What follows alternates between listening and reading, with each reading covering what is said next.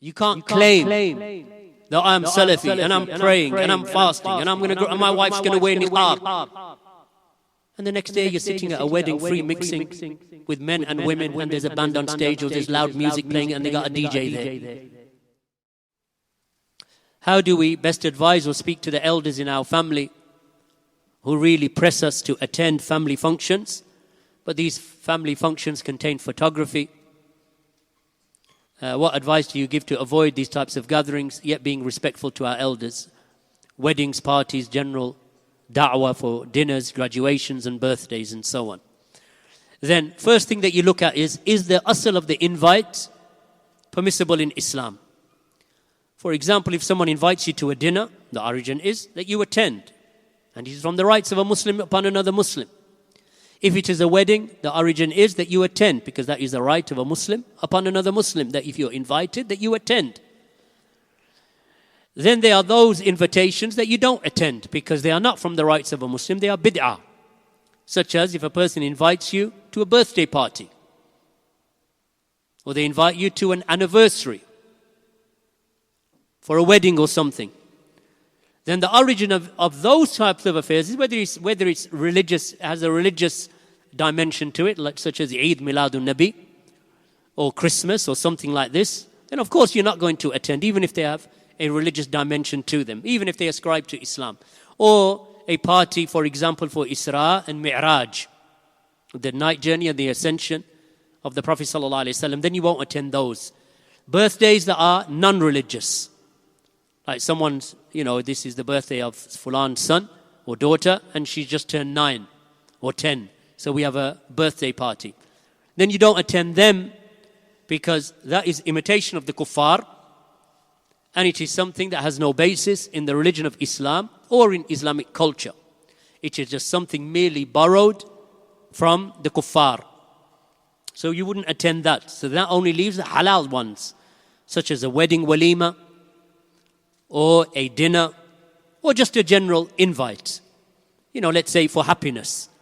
For example, someone graduates, and then the parents, they arrange a dinner, say my daughter or my son, they graduated. As long as it was, the graduation itself or what they were doing was halal.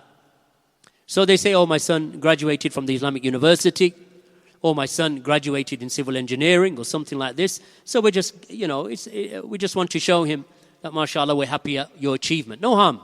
There's no harm in that, to attend. So when you attend those, there should be segregation. So you're not allowed to sit with a non-mahram, for example. You're not allowed to sit with women that are not mahrams to you. You are not mahram to them. So you can't sit, for example, with, your sister-in-law, or with just some strange woman because you've been invited to a wedding. So if there is no segregation between the sexes, then you do not attend. You only attend the gathering where there is segregation. Secondly, that there cannot be any open sins being committed there, such as the playing of music, or there is a live band, or something of that nature. Or that that that the habit of these people at a wedding is that there's going to be a camera crew there. So they've invited some firm or some company to come in and make a video of the whole of the wedding. And you're there, and you're a party to that. Then you don't attend. Likewise, that if there is, their habit is that there's going to be photography and so on, then you make your excuses. And you say, I'm not going to attend. You don't lie. So you say to whoever's invited you, you say, I won't attend unless there is segregation, because Allah has commanded that. I'm not going to sit in a room with women that I'm not related to. Okay, if it's my maternal aunt, or paternal aunt, or my grandmother, or if it is my niece from my brother's side, or niece from my sister's side, no problem. If it is, of course, my own daughters, my wife, my children, my grandchildren, that's fine, because all of them are within the rights of me being allowed to mix with them. Outside of that, no. So I will not attend. So therefore, of course, you have to be polite, because this is your family. So in my own experience, when I first started upon the path of Salafiyah many years ago, so there were many weddings that I wouldn't attend. Even very, very close relatives, I wouldn't go. But I would tell them why. I wouldn't just not attend, because then they think, well, he thinks he's too good, or, because they don't know why you're not attending. So what I would do is that I would ring them. And I would say, uncle, auntie, cousin, whoever it is. I said, I'm sorry, I can't attend. And the reason why I can't attend is because you have got these acts of disobedience that are going to take place there. So it doesn't befit that I'm sitting there with a big beard and scarf and so on, and you got a band on stage. That makes me look like a hypocrite. Makes me look hypocritical. That I call to one thing and I'm witnessing zur. I'm calling to one thing and I'm witnessing something else. How would that look in front of the other people? And how would the religion look? What impression am I giving to the people about my religion? That my religion allows for this? So I can't attend. So that's what I would do. So for years, maybe 10, 12 years, I didn't attend. Consistency in da'wah and consistency in character is of the utmost importance. You can't claim that I'm Salafi and I'm praying and I'm fasting and and my wife's going to wear niqab. And the next day you're sitting at a wedding, free mixing with men and women, and there's a band on stage or there's loud music playing and they got a DJ there. MashaAllah, but your wife walks around in niqab. What are they going to say about you? It doesn't matter that they've invited you. The fact is that these are things that remain in the minds of the people. You become a bad example. You're calling them to one thing, but you're doing something completely different. And your excuse, well, they've invited me. If I don't go, they're going to get offended. It's not a valid excuse. Because there will be dozens of other people. There's sometimes hundreds. And some of our weddings, you'll find 600, 700, 800 people there. And they're saying, oh, there he is. That's the man who's calling others. And look, can you hear the music? Look at the music he's listening to. He say, no, but I wasn't really listening. I was just there because I didn't want to offend my uncle or aunt. No. Now, to give another example, fast forward to the 2000s, they'd ring me. So around about, let's say 2005, 2010. So when they invite, they ring me and they say, uncle or ustad or whatever, or even my actual name that they used to know me as. They'd say, we really want you to come to the wedding. So we're going to send you a card, but we know you're not going to come because we're going to do X, Y, Z. So forgive us for that. We're going to send you the card anyway as a courtesy, but we know that you're not going to come, but forgive us. Look how it's changed. Then go further forward over the years, because now we're giving da'wah within our families. So we've reached a certain age and our children are growing up. Now we and our children and my brothers and my sister and our children are giving da'wah to families. And I have cousins who are upon Salafiyah, and a large portion of our family are upon Salafiyah. Now the da'wah has spread over 20 years.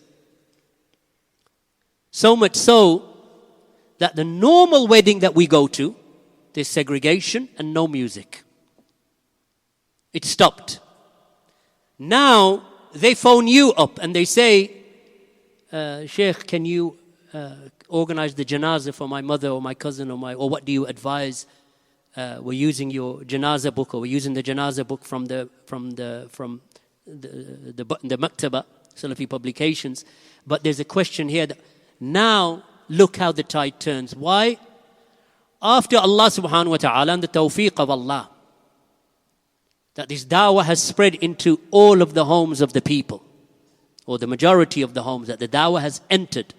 There is something of this da'wah that has reached them. Now the tables are turned. So from the late 80s to the early 90s, where we were the lone voice. You're calling out and you're just hearing an echo back. Now you go to a wedding. Like, I went to a wedding in Bradford the other day. The son of our brother Abu Iyad, Sheikh Abu Iyad, Hafidhullah Ta'ala, his son got married. So he's, we share the same family. He's a distant member of our family, very distant. But he's married into our family. So I'm seeing all of my relatives there. And now those very same relatives who were not upon Salafiyah or Sunnah, you see large portions of them. I'm not saying it's me. I don't want to say that. It's a collective effort from within our family to be consistent. My brothers, my cousins, my relatives. That now the da'wah has entered the family. And it is widespread within our family. Because we never, or most of us, we remain consistent. If you want us to attend, if you want us to be there, then come to the sunnah. And do not allow haram to take place. So you have to be consistent. Yeah, your elders and your uncles or your grandparents, yeah, they're going to push you. You may have in-laws that you find difficult to deal with, but you must be consistent with them. I don't say rude. Rudeness and harshness does not work within families. If they are rude and harsh towards you, you put your hands up and say, maybe another time, akhi. Maybe another time, uncle. Maybe another time, dad. And you leave it. Because the issue is not about pride, who wins the argument. The issue is, at the end of your years of da'wah, how many people within your family, within your tribe, are upon Salafiyah? And now there are dozens, if not hundreds, within our family upon Tawheed and Salafiyah. In our family, immediate and extended family. And we always said, and I always hold, that after Allah subhanahu wa ta'ala and His tawfiq, then it was consistency. Don't break your word. Don't break the rules. If you make a rule today, stick to it tomorrow and the day after. And it doesn't matter how close, even if it is your own blood brother or your blood sister. You say, sister, you know that I love you. Because you are the daughter of my mother and my father. But I will not attend. I cannot attend. Because you have music or you have free mixing. I'm not going to attend. And that's my position. Say, but it's your sister, akhi. And then who's going to get on you? Your mum, your dad, your chacha, your mama, your this, your that, your uncle, everyone's on you. But what do? You have to hold your ground and say, I'm not going to attend. I'm not shouting at you. I'm not angry. I'm not going to attend. Because I fear Allah and I love my religion. If I attend today, that will be a sign of my hypocrisy. And I don't want to show one face to you and another face to Allah subhanahu wa ta'ala. I say, oh Allah, I'm following your messenger and I'm following the sunnah. But here, the next day I wake up and I end up in a gathering like that. Barakallahu feekum. So that's all I have to say upon that.